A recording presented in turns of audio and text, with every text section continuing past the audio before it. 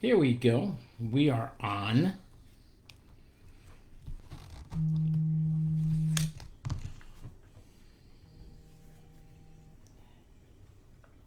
We're going to call you back because we are on the air. People don't realize we're on the air. So that was FH. Great friend, longtime friend. No boxing fan, but you don't have to be a boxing fan to be a friend of mine.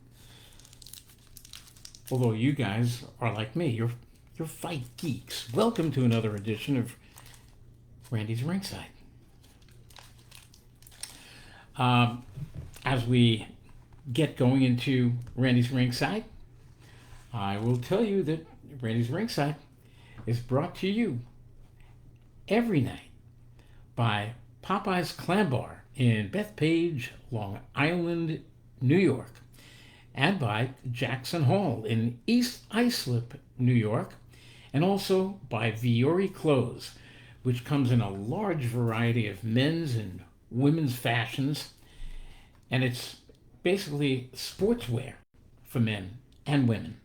And if nothing else, Viore makes you look and feel just like a champion. Check out a Viore store nearest you. And as far as Jackson Hall, you give them a call. Check out their menu. Large and varied menu. Check them out. Call them. 631 277 7100. 631 277 7100. Ask for Mike Landesberg. And call Joe from Popeyes. 516-822-9169. 822-9169. I mean, this week, Joe from Popeyes has many of his very popular specials. The half lobster with skirt steak, the half lobster with crab legs, half lobster with fried shrimp, and stuffed shrimp as well. He's got his mussels that are homemade in lobster sauce, unbelievable homemade lobster sauce, which is the most incredible I have ever had. He's got his lobster rolls he skimps on the bread and he gives you tons of lobster meat. And he's got his fresh soft shell crabs. Not going to last too much longer because this is their season, and very soon the season for soft shell crabs runs out. You got to try them. They're absolutely unbelievable. 516-822-9169 for Popeyes, and for Jackson Hall, 631-277-7100. You'll walk in there hungry and you walk out saying yum. Did you hear Virgil Hunter? I don't know what it is. I don't know if he's actually working with Gervonta Davis now. He said, this has to be to me, the dumb quote of the year. He says that he'd like to see Gervonta Davis fight Naoya Inoue. Give me a break. Anyway, this is why we have weight classes. Gervonta Davis is a lightweight, basically ready to move up to 140, could probably even fight 147. Inoue, I think, really has reached his limit at 122. Might be able to even move to 130. But Virgil Hunter says, no, you got to go past 126. You got to, if you want, you got to go to 135 because Gervonta Davis can't make 130 anymore. Well, tell you what, let him make 130 and fight anyway. Or, I got a better fight. Instead of Gervonta Davis against Inoue, how about Gervonta Davis against, look, if you're thinking about something so ridiculous as Inoue stepping up all the way up, and this is a guy who just a few years ago was a 108-pounder, why don't we look at Gervonta Davis against the winner of Artur Beterbiev against Dmitry Bivol? I think that's a terrific fight. Or, you know what, they're going to be fighting each other this year. It's going to be later this year. So how about this? Gervonta Davis against David Benavidez. Now, there's a fight for you. I mean, there's a fight for you? Not. But that's about as dumb as Virgil Hunter suggesting Gervonta Davis against Naoya Inoue. Can't you leave a guy in his weight class? That is his weight class. He is 122. He's not even 126. And you want him stepping up past 122, 126, 130 into 135. Ridiculous. Virgil, come on. I know that you're a good boxing guy, but when you say stuff like that, to me, that's going to get this year's Stupid Remark Award. Saturday night, it's going to be Vasily Lomachenko against George Kambosos. I can't wait for that fight because I can't believe how many boxing people are saying that Lomachenko is shot, that he's got nothing left. And it's funny because from training camp, all I'm hearing is how good he looks. And okay, let's say Lomachenko once was here. Let's say Kambosos is here. Let's say that Kambosos has dropped to here, and even if Lomachenko has come down to right about his equal, I think that Lomachenko just has way too much boxing ability for Kambosos, who I think is going to be a little bit too wild. And when he comes in, he's going to be putting the pressure on. He's going to be eating counter shots all over the place. I think it's a very good matchup, and I think that Kambosos is going to have his moments in the fight. We're going to break it down a little bit more later this week, but quite frankly, I don't see it at all as a competitive fight for Kambosos.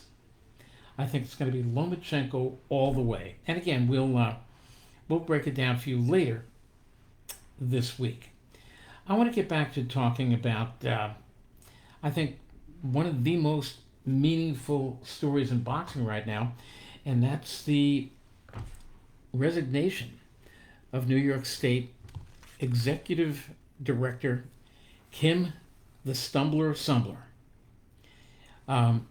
She has been at the helm for about 8 years now. And, geez, I mean, many of us realized within her first year that she was not going to be a terrific leader. And how she has lasted through all this time is beyond me. She was put on by Andrew Cuomo years ago, and to me that started when I saw that Andrew could really make a mistake that big. I said, I once was a fan of the Cuomos, and of course worked for his terrific father. But when he put on a Kim Sumbler, and then I watched her in action over the years, also having a home in Canada and using a Buffalo address, and it was just one thing after another with Kim, using her power to basically belittle people and bully people. I just saw, and not doing the right thing by the New York State Athletic Commission, I just saw that she might have been the worst person that has ever been at the helm. And there have been, listen, after me, there was several up there. There was an attorney for the New York Yankees who took over. And he was the worst. Yep, he was even worse than Sumbler. That's how bad he was. And there were a few others. You know, Bernard Kerrick actually held the position for a little while. And Ray Kelly, Police Commissioner Ray Kelly, held it for a while before he realized, wait a minute, this job is much more than I ever thought. I thought it was just to come in and, you know, shake hands. No. He realized how much he had to do in the job. And he said, wait a minute. So he passed it off to Bernard Kerrick. And look, the governors at that time were just so weak in New York. I mean, you had a guy, Governor, what was his name? He was actually caught with hookers using state money, Elliot Spitzer. So right after Mario Cuomo, and of course there was George Wacky Pataki and one after the other, the New York State Athletic Commission was also greatly affected by it. So we shall see where it goes. I'm going to give you my prediction right now. And I have tossed my hat into the ring where I would like to take over that position.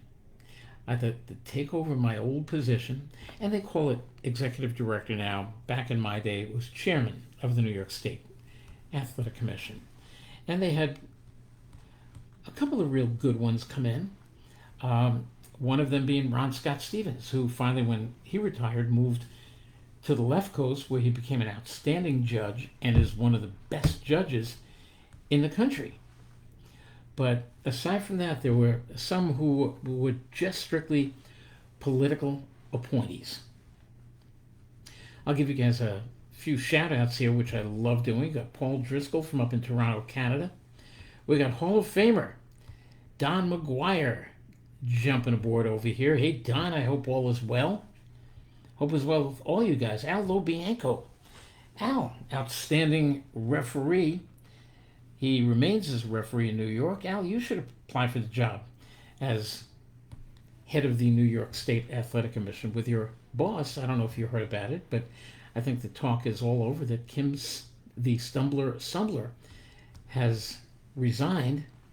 And I'll tell you why she said so, but do we believe it? Nah. New commish. Well, I would like to see that happen. Thanks, Farley. She actually said that there's personal issues, that she has elderly parents that she wants to take care of, and blah, blah, blah, blah, blah. More likely, and it's not being spoken about, because I think my opinion is that it came from the governor's office. The governor could put you in, the governor can take you out. That it came from the governor's office. They just don't like how she's running the commission. There's just way too many negative things being said about the commission, way too many negative things that are being done. Ryan Garcia just being the latest horrible issue with the New York State Athletic Commission. And I was actually thinking when, and no, I'm not going to be working, by the way, Al, on Saturday. I'm going to be doing a fight in Atlantic City. So, yeah, I wish I could be working on Saturday, but I can only be in one place at a time, and I'm going to be in Atlantic City. So have yourself a fun time at the Paramount. And once in future, who knows? I'll give you guys a few more shout outs here, and then I'll tell you who I think is going to get it. Because, yes, I have put my hat into the ring, but I think it's going to be from within. And Carlos Veronica, what's the phone number for the governor's office? You could actually look that up. Carlos, I don't know what it is, but it's easy enough to find out. It's the governor's appointments office in New York. And it's in Albany, and there'll be a number there. It's an Albany phone number, and you can call them up. And let's see. So Al Lobianco, you will be at the Paramount for the fights on Saturday. I'm going to be at the fights at the Tropicana for Boxing Insiders first card in Atlantic City. I'm going to be with my buddy Larry Hazard. Can't wait to see one of the great commissioners of all time. I truly believe that Larry Hazard is one of the best commissioners of all time. Mark Ratner, right up there with Larry. And Greg Serb of Pennsylvania, who had his position for so many years. Those three guys were the ones that I learned from when I was commissioner in New York. And boy, I'd love to go back again and once again have my next door neighbor as Larry Hazard. Would absolutely love Commissioner Hazard next door one more time. And I would take the New York State Athletic Commission and I would straighten it out. But here's what I think is going to happen with the New York State Athletic Commission. I think they're going to be working from within.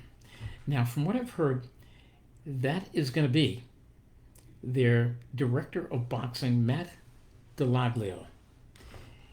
It makes perfect sense. just to take him who knows how to do the job and elevate him to executive director. And I'm hearing that what is going to be offered. I don't think he really wants it because the position that Kim Sumler held is basically one of those positions, and I held the same thing. You serve at the pleasure of the governor. But the governor can actually remove anybody else they want to. So, but their sights are usually turned to that number one position, which in my case, I was the number one guy at the New York State Athletic Commission, along with my two other per diem commissioners, Ms. Rose Trentman and Commissioner Herb Washington. And when I left after Mario Cuomo got voted out by George Wacky Pataki, it took about 10 months after the election before I was removed. And as soon as I was removed, Commissioner Herb Washington, who lived up in Rochester, New York, he said, well, if Commissioner Gordon's gone, I'm gone. And he left. Commissioner Rose Trentman hung around for a little while, but then she too was sent packing. And the whole commission at that point fell apart. I don't think it's going to happen here like that because, first of all, Kim Sumler's leaving is really not going to weaken anything. They just need that figurehead, and they need that more than a figurehead. They need somebody to run it. And Matt DeLoglio, to me, is the guy to run it. He took a lot of direction from Kim Sumler. He took advice, well, not so much advice, because he knows boxing. He's forgotten more about boxing than she knows. But if she said to do this, do that, he would. If she said to put in a referee, put in a judge, another judge, these are the names I want, he would abide. She was the boss. So he could very well be the boss, and I think do a terrific job. Because I don't think he'd be playing the politics, the dirty politics that she played. I think he did it because he is a worker, and he did what his boss asked. And he's done a great job with it. But the thing about it, because he then would be number one, and it's a nice paying job, you don't want to have Governor Hochul voted out only in the next election, and then you get tossed out because they're going to bring in their own staff.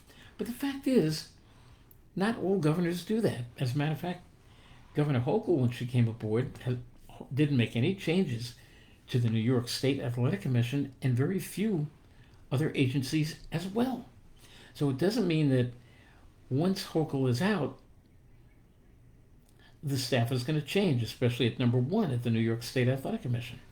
So I say that when Matt DeLoglio, a real good boxing guy, and I have spent time speaking with him, and I know that many of the choices he's made have not been by his own hand. And he doesn't really want to admit any of that because, look, when I was talking to him on many other occasions, we both know what was going on. But now, and Al Lobianco said Matt worked hard. Yes, he did. He was at just about every weigh-in that I ever went to. He was the guy there, doing the paperwork, doing the licensing. And I think that word is going to get back to Governor Hochul's office, and she's going to recognize that. Because, believe me, she herself does not know who is who at the New York State Athletic Commission and what goes on up there. Remember, she didn't put on Kim Sumler. That was Governor Andrew Cuomo. He himself, around 2016, put Kim the Sumler aboard. We never could figure that one out. and just about ignored, well, not just about, he ignored all other requests to be commissioner. And he alone put on Sumbler. So this is not a Hochul doing. But when the word got back to Governor Hochul about the failings of Kim Sumbler, they probably said to her, look, instead of announcing that you've been fired, come up with something, say that you've decided to resign, step down, this is something that's a long time coming, or whatever. And she did, and she said she's been thinking about this for the longest time. We all have or had elderly parents. My parents were elderly when I was commissioner in New York. I didn't step down so I could take care of them, and I was able to take care of them when they basically couldn't take care of themselves anymore. I didn't resign my post. Other people go through the same thing. They don't resign their post. And now, apparently, Sumbler said that's why she's resigning. Look, whatever she said, fine. The bottom line is she's not there anymore, and we're all wondering who is going to be next to replace Kim Sumbler and when it's going to be. Is this a process that's going to take the rest of the summer? Is this a process that's going to take maybe a couple of weeks or a couple of days? It's going to be there will be and has to be some interviews. And I'm raising my hand. I'd like to be considered for those interviews. And I'm sure there's going to be women, there's going to be minorities, and there's going to be a bunch of us. I really don't know how many people. I wish that we could do it like a presidential race. I'd like to debate every single one of them. You could have boxing writers up there asking questions. I will stand there. I will ask questions, answer questions, especially answer questions. You could take the best journalists out there in boxing and have them throw questions at me and the other candidates. I welcome that. And especially I understand a gentleman who's upstate, and there's a female attorney who I understand wants the job.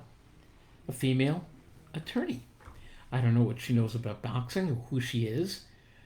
But listen, they want the position. You got to know about this position. That's the thing, though. This position has been granted to way too many people who don't know anything about boxing.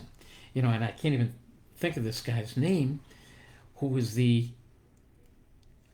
one of the attorneys for the New York Yankees back around somewhere about 2000. Ron Scott Stevens, if you happen to be watching, help me out here. What was his name? Al Lobianco, St. Robin? No. I don't think Robin Taylor is an attorney, but no, that's not her name. Robin Taylor is a super judge.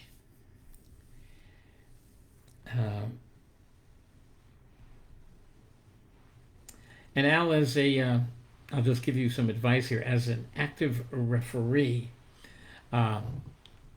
just put a lid on it, talking about some of the candidates out there, because you never know who you just might say the wrong thing about.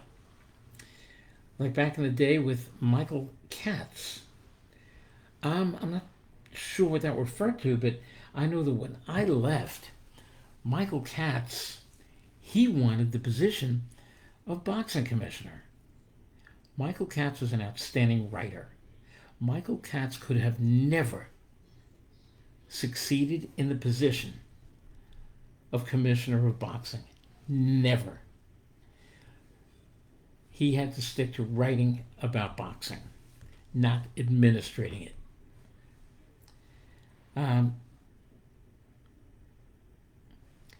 I love debates, and I would welcome it if we thought that a debate with me, the two other candidates that I'm hearing about, and possibly a fourth one, even if there's a fifth and a sixth, let us all get into the debates and let the governor watch all these and decide who is the best candidate uh, to become the new executive director or chairman of the New York State Athletic Commission once again.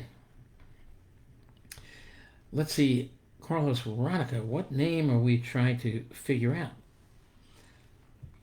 Um, Trying to figure out the name of the chairman of the New York State Athletic Commission, because after Floyd Patterson, then it just became a real. No, it's not Giardina. No, no, no, no, no, no. It was New York Yankees attorney. He lived on Long Island, lived up around the Port Washington area. I know, Ron, you're going to get it. Um,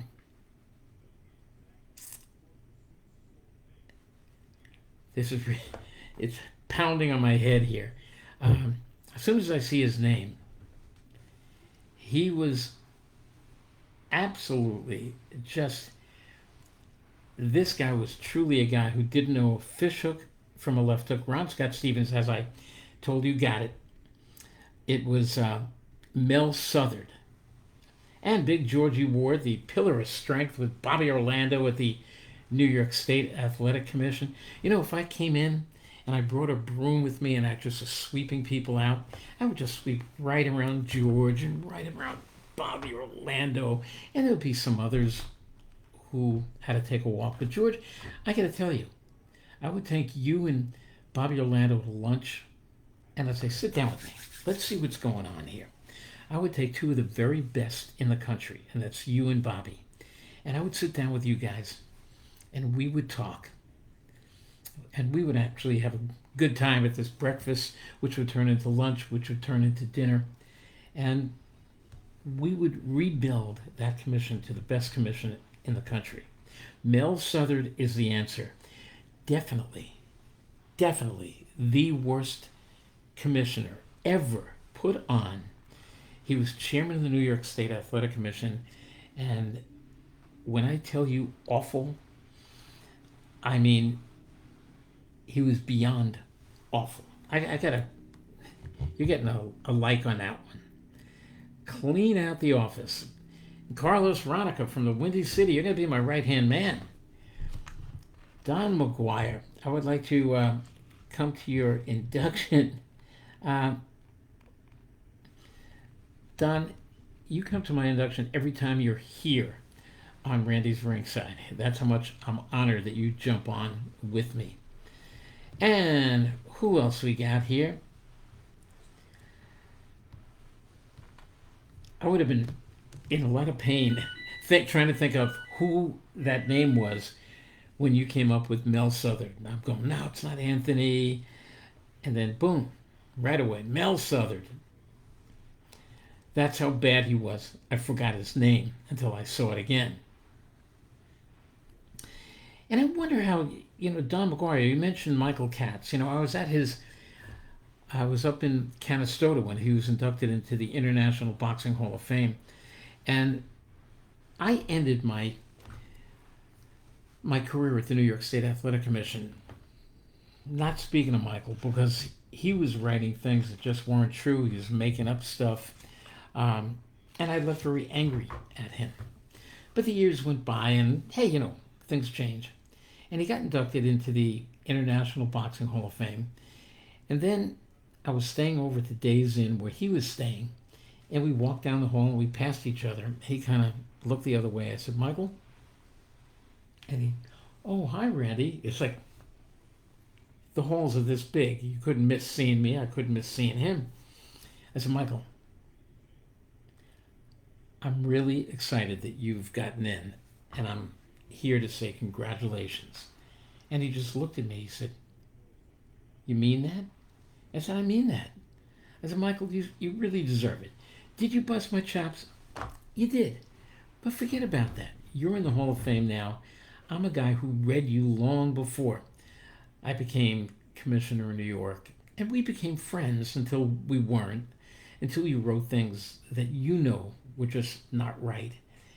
And how you called up in those last couple of weeks saying certain things which weren't even true, weren't even in the ballpark true. I said, but I have long forgotten that. Here's my hand, Michael. He took my hand. We shook. I gave him a hug. And I was there that Sunday up in Canastota, New York, when he delivered his speech. And it really was a warm speech. And Michael Katz had been through a lot of rough roads in his life. And I hope he's doing well. I think he's out in Vegas. He's in retirement. Nobody's heard from him at all. But he did one hell of a job raising his daughter by himself. And she turned into a heck of a young lady. And really, Michael Katz, wherever you are, I really hope you are doing well.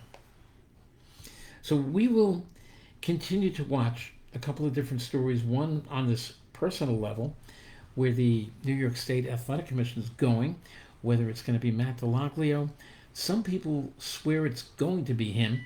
And there are others who say, no, it won't be, because he doesn't want to be in that seat when and if Governor Kathy Hochul loses the next election and only has to wait for the new person to come in and fire him. But to that I say, you know what? You could be in this position as the director of boxing, and the same thing can happen. A new governor can come in and owe a lot of political favors. And there's no better burial ground than the New York State Athletic Commission. So when that new one comes in, you got to get ready to leave. This is politics, and this is political jobs. This happens to be a very political job. And if I took it, I would know that Governor Hochul brought me on, and I would do everything in my power to make her look good and be very grateful to her. And hopefully, if she was ever voted out, that whoever it is, or if she decides to step down and then somebody replaces her and then maybe wins the election or loses the election, whoever comes in knows that I am there as the boxing guy. And when I'm a boxing guy, I'm not a Democrat, I'm not a Republican, I'm not red, I'm not blue. I am the boxing commissioner who's in love with this sport, and all I want to do is do my very best to make the New York State Athletic Commission the best commission it could possibly be. And I have so many friends at other commissioners, like Larry Hazard, who has been there forever, and I can't wait to see him on Saturday night in Atlantic City. I'll tell you more about that tomorrow night, how you can watch it. It's going to be free right here on Facebook. I think it's boxinginsider.com. Tomorrow we'll talk all about it. I'll talk about some of the undercard. It's a couple of 8s, a couple of 6s, a couple of 4s, but it's being given away by promoter Larry Goldberg for free. Just because he wants everybody, as many people as possible, to see his show that he's putting on for the very first time for him in his home of Atlantic City. Tropicana Hotel, here we come Saturday night. Let's see if there's any more shout outs to give you. Danny Wilk, who was one of my top men at the New York State Athletic Commission in the days I had it. Your appointment would change the sport. Thanks, Dan. I'm not sure about that, but I know this. It would change the New York State Athletic Commission. Mel was a lawyer for Major League Baseball. He knew nothing about boxing. Yeah, that we know.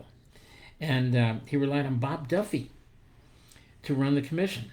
Yeah, Bob used to say that. But every time I would show up as a ring announcer back then, Mel Southard would be all over me. One time, if I didn't say, the chairman of the commission is Melvin Southard. And he took me in the back and he was screaming at me. Actually, he was screaming at me in front of people. And then I said to him very low, I said, you yell at me one more time in front of these people. See this judge's hammer over here, the timekeepers? I'm going to split your skull with it.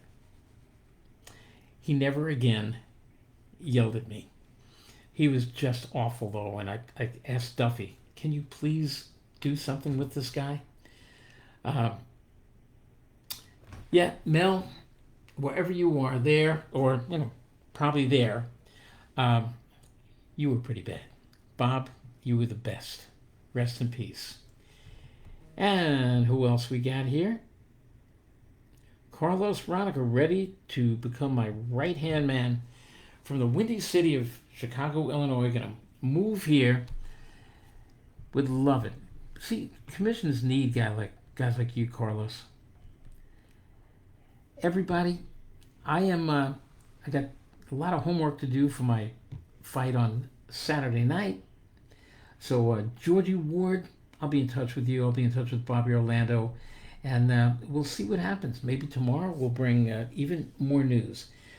Truthfully, I really believe it is going to be Matt DeLaglio. And could he handle the job? Absolutely could, because he's been doing it just without the title for so many years. My guess, it is going to go to Matt DeLaglio, but if it's not DeLaglio, the next head of the commission, right here. Thank you, Governor Hochul, and thank you everybody else for watching here. I'll be back with you guys tomorrow night on another edition of Randy's Ringside. Hey, be safe.